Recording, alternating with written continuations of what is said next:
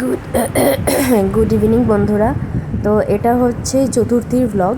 তো চতুর্থীর দিন আমি, শাশুড়ি মা, শ্বশুরমশাই, আমার মেয়ে সবাই মিলে আমরা গেছিলাম ঘুরতে। তো এটা হচ্ছে আমার বাপের বাড়ির পাড়ার মানে আশেপাশেই এই ঠাকুরগুলো। খিদিরপুর, অনেকে হয়তো নামটা শুনেছ, এটা হচ্ছে খিদিরপুরে। তো ওখানে গেছিলাম, যেহেতু আমার শাশুড়ি মা বেশি হাঁটতে পারেন না, তো সেই জন্য আমরা কাছে পিঠেই গেছিলাম, খিদিরপুরটাই ঘুরিয়ে দেখিয়ে দিয়েছি। তো ওখানে প্রথমে আমরা গেছিলাম 25পল্লীতে। তো 25পল্লীর প্যান্ডেলটা কিন্তু খুব সুন্দর হচ্ছে, সেই মাটির মতোই, মাটি দিয়েই করেছে খানিকটা। তো খানিকটা বলবো না, পুরোটাই মাটি দিয়ে করেছে, যেটা তোমার বেহালা পণ্যশ্রীতে তোমরা দেখতে পেয়েছ হয়তো আগের ভিডিওতে। ওটাতে যেটা যেরকম করেছে এটাতেও সেম কিছুটা সেরকমই করেছে, তবে এই জিনিসটা একটু ইউনিক করেছে, যেটা তোমার এই হাড়ির মধ্যে থেকে বেরোচ্ছে। তো যাই হোক, ভালো লেগেছে। এটা 25পল্লী, তারপরেগুলো তোমাদের সাথে দেখাচ্ছি।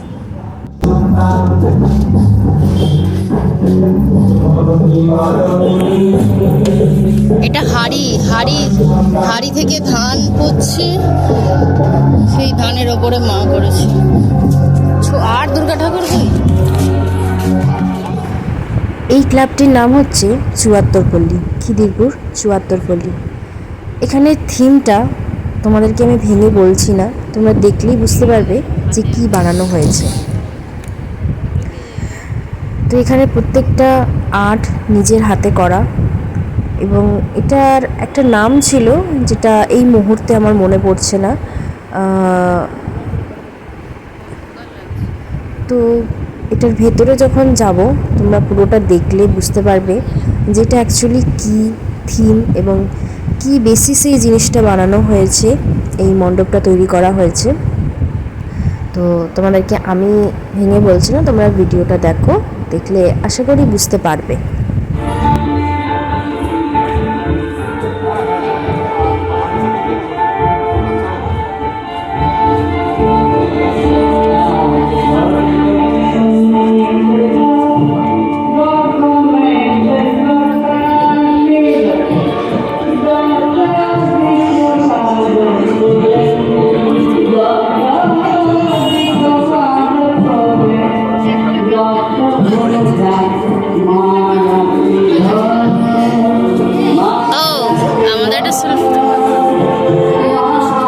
আমাদের তো একটা ফটো তুলবে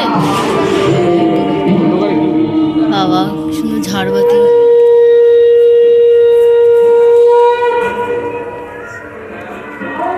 এগুলো হাতে আঁকা। এটা হচ্ছে তোমার সেই, এটা হচ্ছে আমার স্কুল, এই যে শরৎচন্দ্র পাল উচ্চ মাধ্যমিক বালিকা বিদ্যালয়। পুরোটা সাজিয়েছি কত সুন্দর করে। এখানে আমার বরের স্কুলও আছে এখানে পাশাপাশি, চলো দেখাচ্ছি। একটু ভেতরে আছে, দেখতে পাবে না প্রপারলি, বাট মানে আমার বরের স্কুল আর আমাদের স্কুল পাশাপাশি ছিল একদম। আগে এত বিল্ডিং ছিল না, তো আমাদের ছাদে, মানে আমাদের স্কুলের ছাদে উঠলে আমার হাজব্যান্ডের স্কুলটা দেখা যেত, ওদেরও ছাদটা দেখা যেত। তারপরে পরে অনেক বিল্ডিং হয়ে গেছে, যার জন্য ওটা দেখা যায় না। তবু এখানে একটা প্যান্ডেল হয়েছে। আর এই যে বাড়িটা দেখছো, এটা আমার একটা বান্ধবীর বাড়ি, এখানে একটা বান্ধবী থাকে। এটা হয়েছে, আর ওই যে দেখছো পেছনে যে নীল রঙের গেটটা আছে, খিদিরপুর একাডেমি, ওই দিকটাই হচ্ছে আমার হাজব্যান্ডের স্কুল। এই রাস্তাটা দিয়ে যেতে হতো। এই যে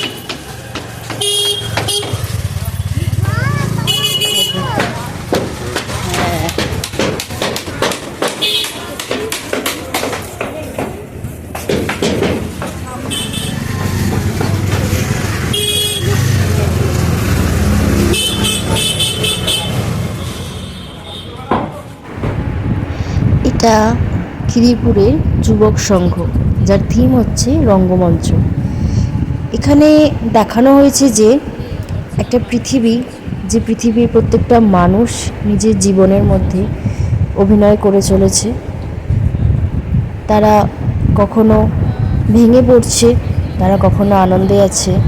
সেই ভেঙে পড়া থেকে আবার উঠে দাঁড়িয়ে কিভাবে নিজের কর্মজীবনটাকে ব্যস্ততম রাখছে, নিজের জীবনে সেই ভেঙে পড়া থেকে কিভাবে সুখে আনন্দে দিন কাটাচ্ছে সেটাই এই থিমে দেখানো হয়েছে।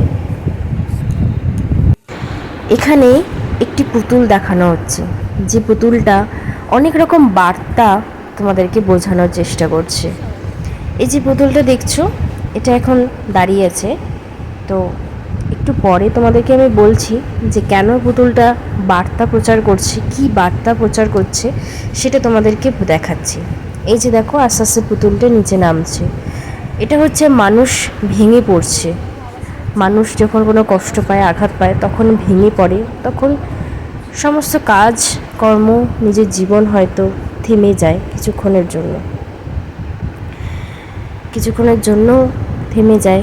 আবার সেই থেমে যাওয়া থেকে, সেই ভেঙে পড়া থেকে আবার নতুন করে উঠে দাঁড়িয়ে নিজের কর্মজীবনে ফিরে আসা, নিজেকে সুস্থ স্বাভাবিক করে ফিরে আসা, যার যা দরকার সেটা প্রয়োজন মতো সম্পন্ন করা, সেটাই কিন্তু এই পুতুলটা বার্তা প্রচার করছে।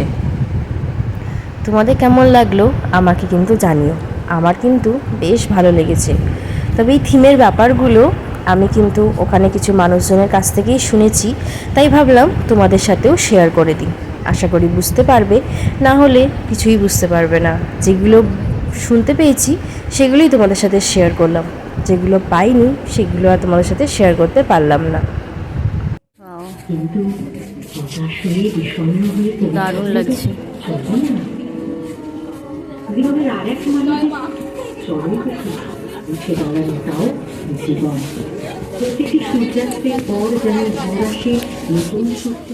এটি হলো খিদিরপুরের পল্লী শারদিয়া, থিম হচ্ছে মুখা, যা উত্তরবঙ্গের মালদহ ও দিনাজপুর অঞ্চলের এক ধরনের নৃত্যশৈলী গম্ভীরাকে কেন্দ্র করে তৈরি, যেখানে ফসল বপন এবং রক্ষার গল্প তুলে ধরা হয়েছে। এই থিমটার মাধ্যমে ক্লাবটি ফসল বপন এবং তার থেকে কিভাবে সুরক্ষা পাওয়া যাবে সেই গল্পই তুলে ধরেছে।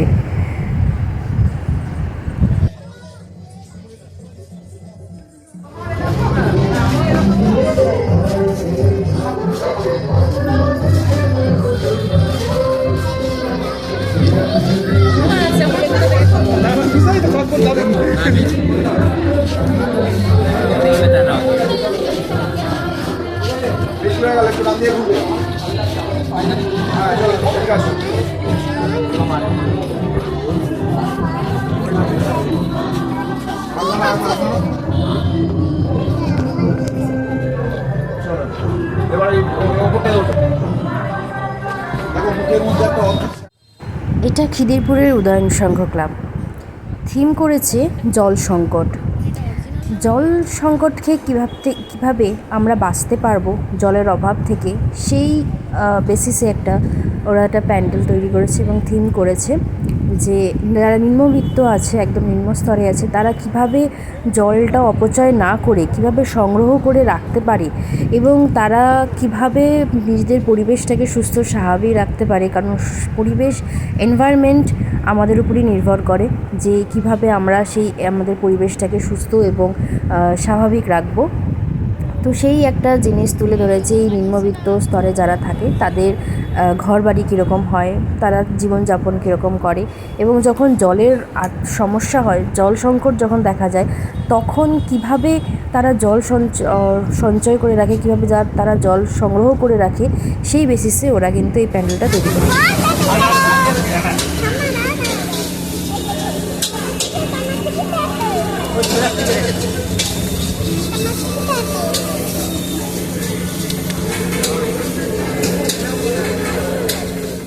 তো খিদিরপুর দেখার পর আমরা চলে এসেছি সোজা বেহালাতে। বেহালার নতুন দল আরও আছে, ঠিক মনে পড়ছে না নামগুলো। তো যাই হোক, বেহালার নতুন দল দেখতে, তারপর আরও একটা দুটো আছে বেহালাতে, তো সেইগুলো দেখতেই আমরা কিন্তু চলে এসেছি। তো এখানে যে থিমটা করেছে সেটা দেখো, একটা কীরকম রাজবাড়ির মতো করেছে, জানি না কিসের থিম এটা, তবে আমার কাছে পুরোটা একটা রাজবাড়ির মতো লাগলো, বেশ ভালোই লাগলো। তো তোমরাও দেখো, আশা করি তোমাদেরও ভালো লাগবে।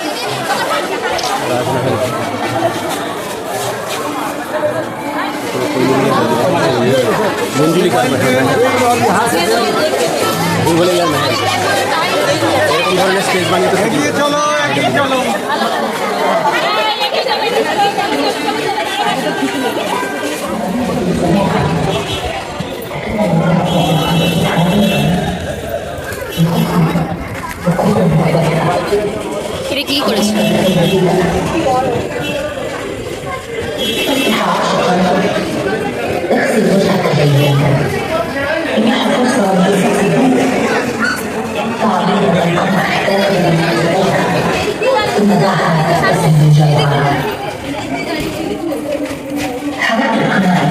এই পুরানো দিনের টিভি।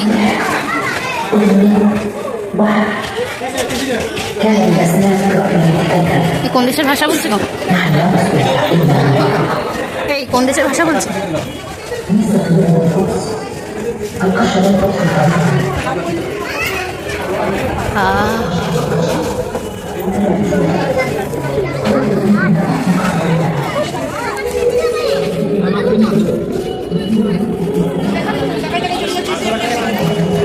মাম্মা এখানে দাঁড়াবি, ফটো তুলবে, পাপা একটা ফটো তুলবে, একটা দাঁড়িয়ে তারপরে ওই লাইটের কাছে ফটো তুলে নাও। কি তৈরি করেছে? এটা কি গুদাম ঘর না কি? এখানে দাঁড় করে তুলে নাও।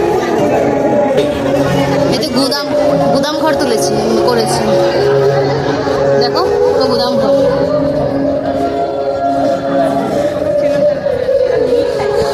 আরে হাঁটছে তো।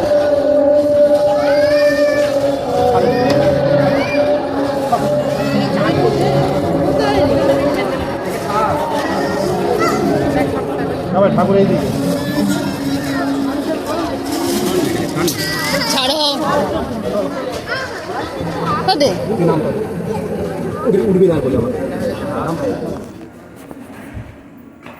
তো জাস্ট সবে বাড়িতে ঢুকছি, গেছিলাম একরকম আর ফিরছি আরেক রকম।